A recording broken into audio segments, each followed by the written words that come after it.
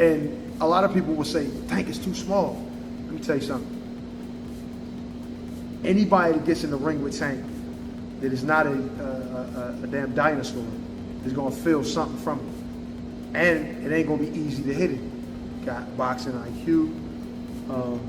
He may not sound like an intellectual guy when you hear him talk, but he knows the ring inside and out. In Florida, man looks absolutely amazing. Man looks like a monster. Man looks like precision. Jake Paul cannot take those body shots. Oh, Tank's gonna kill him. Tank's gonna kill him because he won't be able to touch Tank. And then okay. It's kind of like the Tyson thing again, though, right? Like when it reminded me of that, but it also reminded me of like, oh, in barbershops across the world, people, or at least the country, people will talk about this and be like, oh, Tank's gonna kill him because he will not get hit. The boxing world is buzzing as Gervonta Davis looks to be in peak condition ahead of his fight with Jake Paul.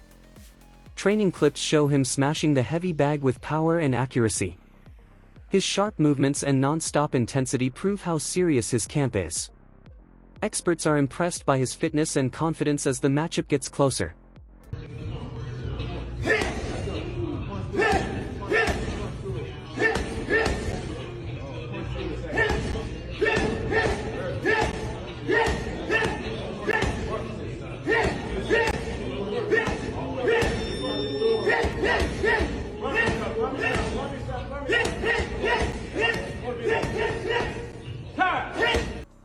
Analysts say Gervonta Davis has a strong shot at winning if he stays smart. They stress he must use movement, ring control, and timing rather than chasing an early knockout. Tank's strength is his patience and ability to read opponents. Experts believe if he sticks to boxing and keeps moving, Jake Paul won't be able to match his speed and accuracy. Davis is known as a heavy puncher, but his defense and counter shots are what make him truly dangerous. Most agree that when Tank fights with discipline, Jake cannot match his mix of power, skill, and footwork. Can his speed and, his ability make up for that size difference, in your honest opinion? Well, he has to be very smart throughout the course of the fight. It's hard to know in some things. I think Gervonta's just gonna stick and move. He'll be fast, play it smart, I don't see him staying still for too long so Jake can land some shots. He'll just try to touch him. Who knows, man? It's an exhibition. It's a money grab. Jake's fighting one of the best boxers ever. Experts predict Jake Paul is in for a reality check once he steps in with Davis. They point out that Tank's speed, ring IQ, and experience are on a different level than what Jake has seen. Jake's past opponents may have been strong, but none had Tank's timing or ability to punish mistakes. Analysts believe the moment Davis lands clean, the power gap will be too much. Jake's defense is seen as basic, while Tank calculates every step. Many think a knockout is almost certain, as Jake won't have the awareness or stamina to recover from Davis's shots.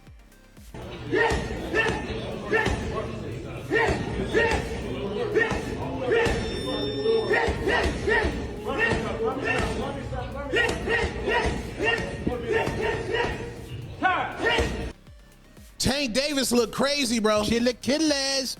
Gervonta Tank Davis hitting a heavy bag in preparation for his Jake Paul fight November 14th down there in Florida.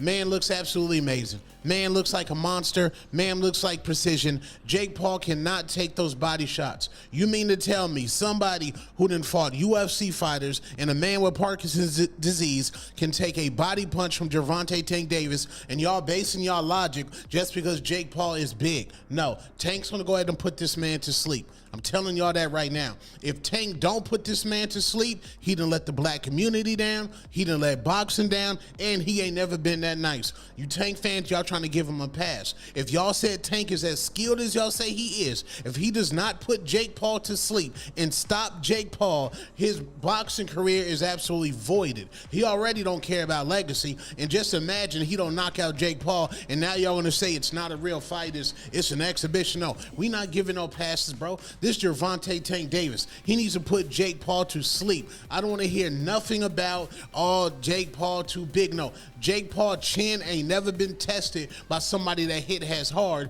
as Gervonta Tank Davis. Tank should put this man to sleep with ease. I'll say that respectfully. If you don't put him to sleep, a 2-pack of ass. That shit stinks. that's a 2-pack of ass at the highest level. And it's a musty energy at the highest level. Get it together. Get it together. Tank looks amazing. That's the Chilla Killers. Chilla Killers. Chilla Killers. Weight has become one of the hottest debates for this fight. Some argue the size difference is too big to ignore, while others believe Davis's skills will close the gap. Fans and experts are split. Some even question if the fight should happen with Jake's larger frame. Supporters of Tank argue that his speed, accuracy, and focus allow him to beat bigger men. They remind everyone that boxing is about timing, control, and angles, not just size. Many feel Jake's fundamentals are not strong enough to handle Tank's technical ability. It is happening. WBA lightweight champion Gervonta Davis, who's unbeaten in 31 professional contests, takes on the self-proclaimed problem child, Jake Paul, one of the most influential and marketable global personalities. Paul and Davis square off in Miami after doubts around the fight being sanctioned in Georgia triggered a change in venue. Neither fighter can weigh more than 195 pounds. The weight is perhaps the most surprising factor. Paul has boxed most of his career around 200 pounds, the cruiserweight limit, but did tip the scales at 227 pounds when he faced off against Iron Mike Tyson last year. Davis, much smaller in stature, competes at the 135 pound mark and has also won world honours at super featherweight. And despite some discussions about possibly dropping down to 10 ounces, the pair seem set to wear 12-ounce gloves. And in terms of distance, despite the exhibition tag, the fight will play out over 10 3-minute rounds with 3 scoring judges at ringside, but the result will not be officially recorded on their professional records. Michael Bisping admits Davis has amazing power and talent, but Warren's size can't be ignored. He respects how Tank adjusts to bigger fighters, yet says physical differences always play a role. According to him, Tank can outthink and outmaneuver Jake, but the weight might test his chin and stamina against harder shots. Still, he admires Tank's drive and believes if anyone can handle this challenge, it's him. He adds that while size is real, Davis's skill might still carry him through if he sticks to a perfect game plan. Out there taking on Mike Tyson that's pushing 60 years old, for crying out loud, but at the same time pretending to be like this badass motherfucker, sending me DMs talking. He offered me a contract a long time ago and I was like, what are you doing? I'm a retired fighter and I've got one eye.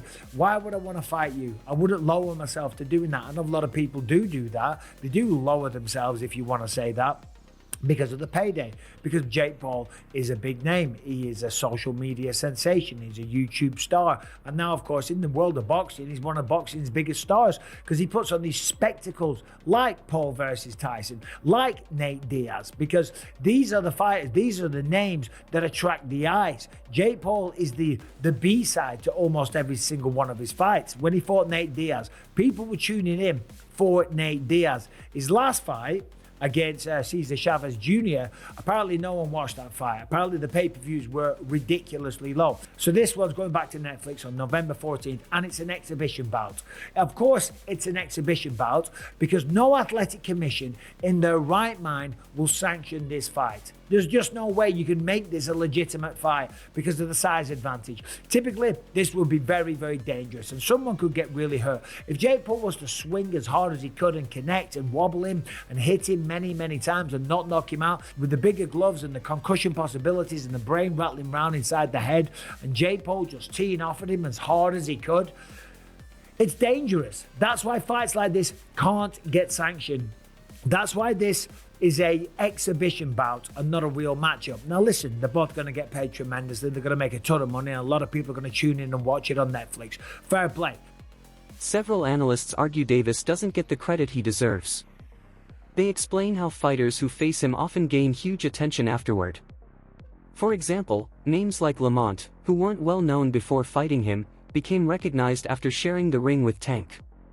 Analysts believe this shows Davis's influence and star power. They reject the idea that Tank is not a key figure in boxing, saying his fights raise the status of others and keep fans interested. To them, dismissing his legacy overlooks how much he has lifted the careers of fellow fighters.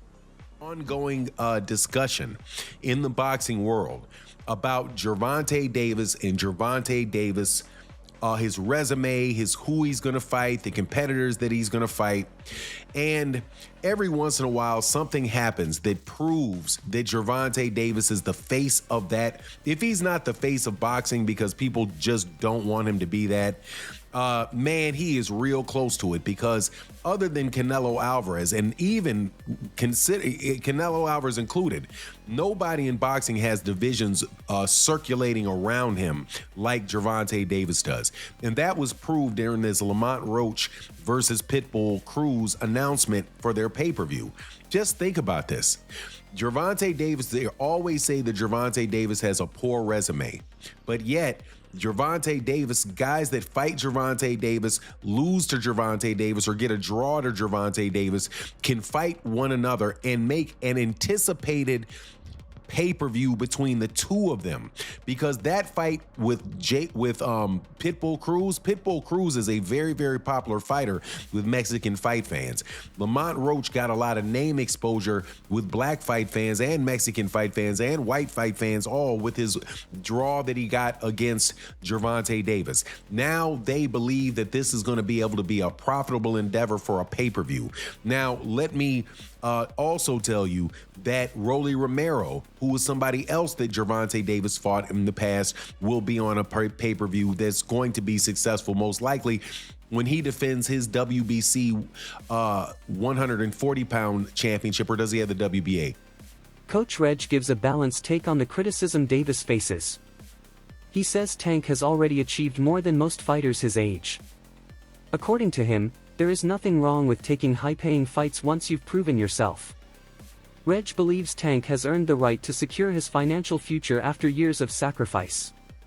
He explains that every boxer reaches a point where big paydays matter. For him, critics underestimate how much Tank has done for the sport. He adds that whether Tank retires soon or keeps fighting, his legacy as one of the top lightweights is already secure. You know what I mean? Especially Tank been talking about retiring, so why not get the bag and then go about your business if that's your plan? I mean, if that's your plan to retire, then go get the bag and go about your business. You ain't doing nothing wrong. I'm not against it. You got some people that are very critical of Tank. Does it make sense depending on what you're in boxing for? Because you got some people that want to fight the best. You got some people that want the accolades, the belts, the undisputeds. And you got some people that just came in this game like, look, I'm trying to get my family out of poverty and give us generational wealth. Does it all depend on what you decided to box for? Well, Tank accomplished a lot at a young age. You know what I mean? He accomplished a lot at a young age. So I wouldn't be mad if he took the bag and went about his business and never fought again. You know what I mean? Plus, look at some of the things that he's going through. You know what I'm saying? So, a lot of that can affect you as well. You know what I'm saying? Like when you're trying to be in this game. So I think, get the bag and go. That's your plan. Get the bag and go. For me, of course, I wanted to see him fight Shakur. I wanted to see him fight Devin. Yeah, we all wanted to see him fight. Guess what, bro? Some experts note that a big reason this fight has so much hype is Davis's popularity and cultural impact. As a well-known black fighter in the US, Tank naturally draws heavy media coverage. His fights are seen as cultural moments, not just boxing matches. Analysts say his fame has made him one of the sport's biggest names, bringing both support and criticism. They add that public opinion plays a major role in fights like this, and Tank's profile guarantees headlines. Still, most agree his skill, not just fame, has earned him this spotlight. Tank Davis, especially an American black fighter, right? Everything is embellished and, made into a bigger deal, especially when they're popular fighters like Gervonta Davis. Or Floyd Mayweather has a close fight with Castillo Maidana, and it's the end of the world. Andre Ward has a tough fight with Kovalev. Oh, it's the end of the world. He cheated and all this stuff. Jermell Charlo has a close fight with Castano, so on and so forth, right?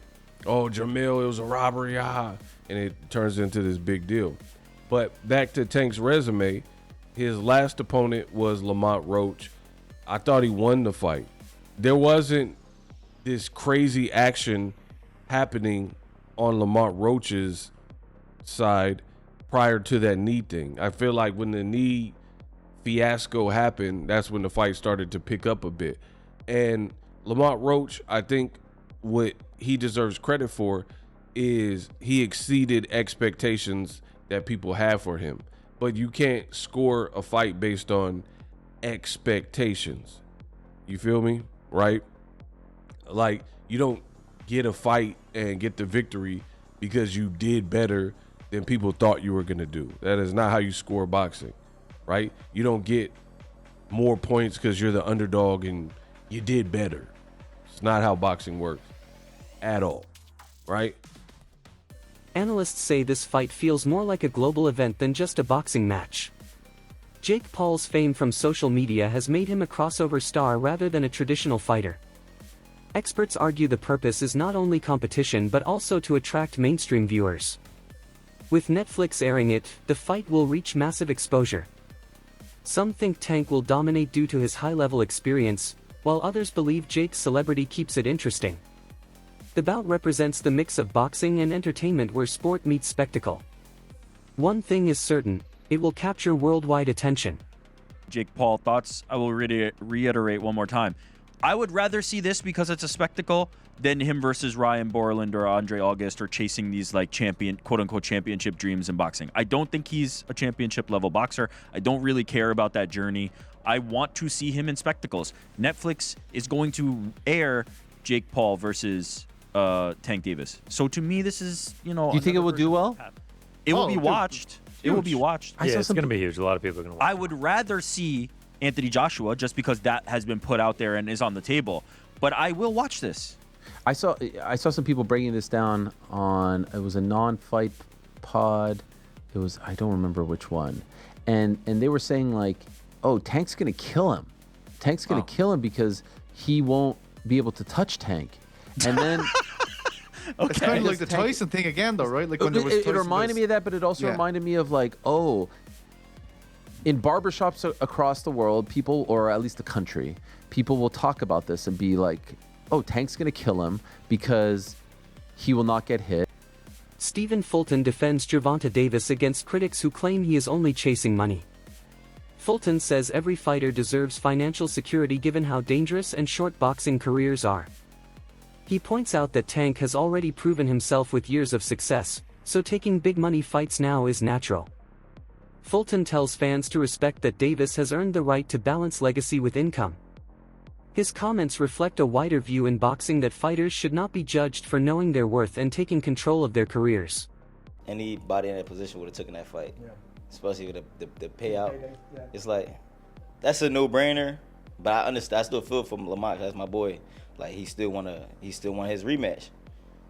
But then when you be realistic about the money situation, you're changing your whole family life. Like, you know what I'm saying? It's people hate on it because they're not in that position. I'm not saying Lamont. I'm speaking like other boxers. You're like, oh, he this for that. He's this. It's a side quest. It's a little side quest. Because what happened when Floyd and all these guys went on WWE, but then they get right back to what they doing? You know what I'm saying? So it's just like it's another little side quest. I'm all for people just getting their money. So get the best, make the most that you can out of this entertainment world. Because I mean, I don't know. I would have done it as far as the money aspect, because none of us would deny that money. They talking like they would. None of them would deny that money. Eddie Chambers warns people not to overlook Gervonta Davis.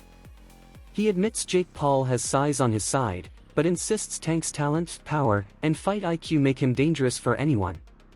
Chambers highlights Davis's speed and explosive combos that break down bigger men who lack strong defense. He says unless Jake turns into a complete powerhouse, he won't be able to withstand Tank's accuracy and pressure.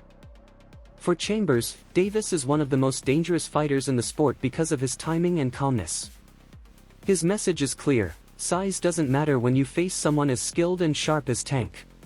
That something like this can happen, but this is social media, this is what it's created. There's a lane that Jake Paul has created.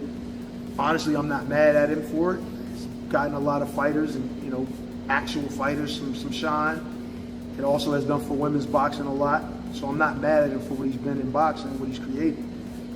This is a little crazy right here. This is a little crazy. And a lot of people will say, Tank is too small. Let me tell you something. Anybody that gets in the ring with Tank that is not a damn dinosaur is going to feel something from him. And it ain't going to be easy to hit him. Got boxing IQ. He may not sound like an intellectual guy when you hear him talk, but he knows the ring inside and out. That wraps up today's breakdown.